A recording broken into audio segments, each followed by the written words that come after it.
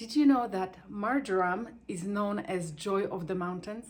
Maybe that's why I love this scent so much. But it was also known to the ancient Greeks and Romans as a symbol of happiness.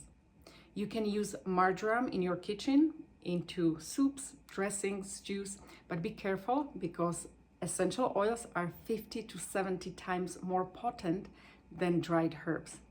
Also, it's a great essential oil for relaxation and it blends very well with lavender. So you can take 2 drops of marjoram and 2 drops of lavender and diffuse it before bedtime. I love it after exercise. So I created myself a blend of Copaiba, frankincense, peppermint, and marjoram in this bottle with fractionated coconut oil, and I apply it on affected area after exercise. If you would like this blend recipe, you can find it in the caption below this video. Also, save this video so you can find it easily next time you need it.